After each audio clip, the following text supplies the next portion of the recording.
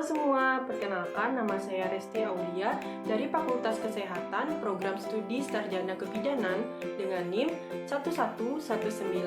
1119486221111016. Di sini saya akan menjelaskan tentang spermatogenesis, tugas di biomedik dasar dengan dosen pengajar Ibu Putri Yulianti, Magister Kebidanan. Pertama, kita akan bahas tentang apa itu spermatogenesis. Spermatogenesis adalah proses pembentukan sel sperma di dalam testis pria. Spermatogenesis sendiri berasal dari kata spermato yang memiliki arti benih dan genesis yang berarti pembelahan. Sel sperma diproduksi pada bagian tubulus seminiferus di dalam testis. Di dalam dinding tubulus banyak sel yang tersebar secara acak yang disebut sel Sertoli.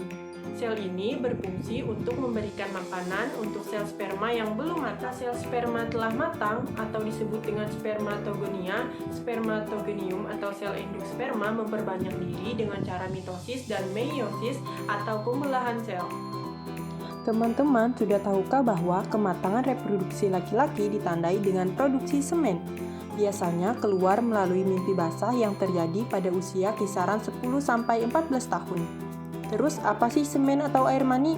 Semen atau air mani adalah campuran sel-sel sperma dengan getah yang dikeluarkan oleh kelenjar reproduksi. Kelenjar reproduksi pada laki-laki ada 3. Yang pertama, vesicula seminalis, yang kedua, kelenjar prostat, dan yang ketiga, kelenjar Cowper atau bulbouretralis. Masing-masing memiliki cairan atau getah dengan fungsinya yang berbeda.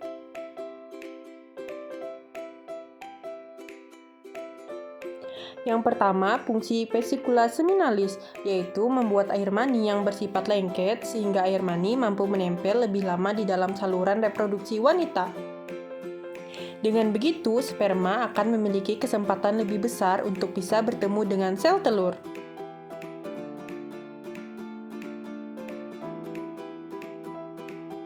Yang kedua, fungsi kelenjar prostat, yaitu mengeluarkan cairan yang berfungsi sebagai sumber nutrisi dan pelindung sperma.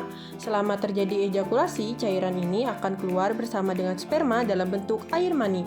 Adanya cairan ini akan memudahkan sperma bergerak ketika berada di rahim. Dan yang ketiga, fungsi kelenjar Cowper atau bulbouretralis, yaitu untuk merespons stimulasi seksual dan mengeluarkan cairan basah kental. Fungsi cairan ini adalah untuk menetralkan sisa urin di uretra, menetralkan suasana asam di vagina, dan sebagai pelumas. Tujuan pembelahan sel ada 3. Yang pertama, pertumbuhan. Yang kedua, perbaikan. Dan yang ketiga, reproduksi.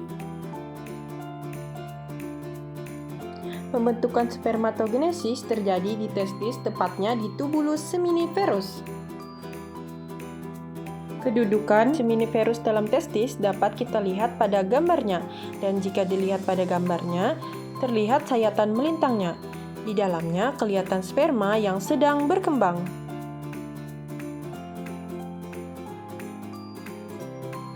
Terus, kapan sih mulai terjadinya spermatogenesis? Spermatogenesis mulai saat pubertas, ditandai dengan mimpi basah dan terjadi secara terus-menerus sepanjang hidup.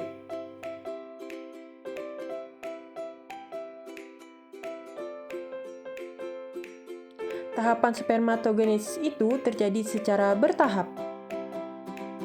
Dimulai dari pembentukan sel induk sperma atau spermatogonium yang bersifat diploid yang berasal dari sel-sel germinal, kemudian sel induk sperma tersebut mengalami pembelahan secara mitosis membentuk spermatosit primer bersifat diploid. Nah, spermatogonium ini membelahnya secara berulang-ulang sehingga laki-laki tidak akan kehabisan stok spermatogonium. Pada pembelahan mitosis ini, jumlah kromosom sel anaknya sama seperti ini. Jika induknya 2N, maka sel anaknya juga akan tetap 2N. Selanjutnya, spermatosit primer mengalami pembelahan meiosis. Tahap pertama membentuk 2 sel spermatosit sekunder yang bersifat haploid. Karena terjadi pembelahan secara meiosis, maka terjadi pengurangan jumlah kromosom yang tadinya bersifat diploid atau 2N menjadi bersifat haploid atau N. Kemudian, spermatosit sekunder mengalami pembelahan meiosis tahap yang kedua, membentuk spermatid yang bersifat haploid. Dan akhirnya, spermatid mengalami diferensiasi atau perkembangan sehingga membentuk 4 sel sperma atau spermatozoa yang matang yang memiliki bagian kepala, leher, dan ekor. Jadi, hasil akhirnya adalah 4 buah sperma yang haploid dan fertil atau siap membuahi sel telur.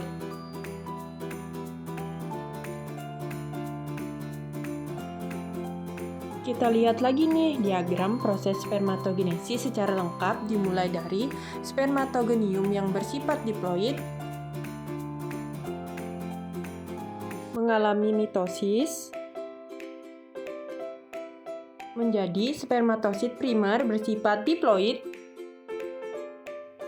kemudian mengalami meiosis 1, kemudian menjadi spermatosit sekunder yang bersifat haploid, dan selanjutnya mengalami meiosis 2, menjadi spermatid yang bersifat haploid,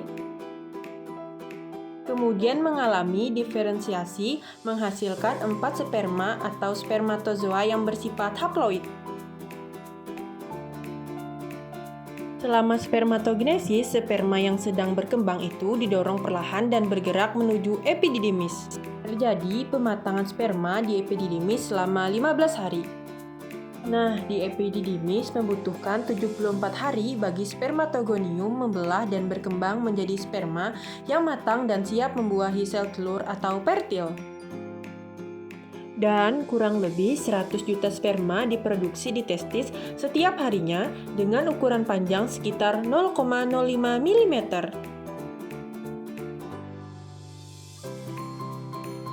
Sperma memiliki struktur yang sangat mendukung fungsinya. Sperma memiliki bagian-bagian yang terdiri dari kepala, leher, dan ekor. Di dalam kepala sperma terdapat inti yang mengandung materi genetik bersifat haploid atau N yang dilindungi oleh akrosom.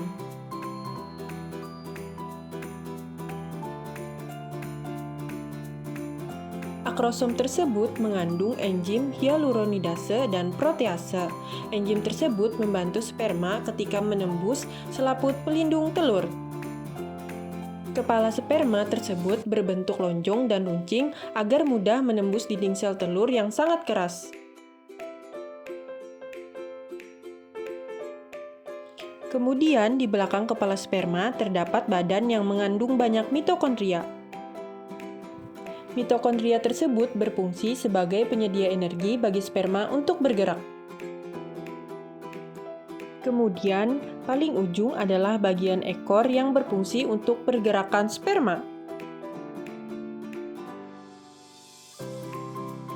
Demikianlah pembahasan tentang spermatogenesis kali ini. Thank you for watching.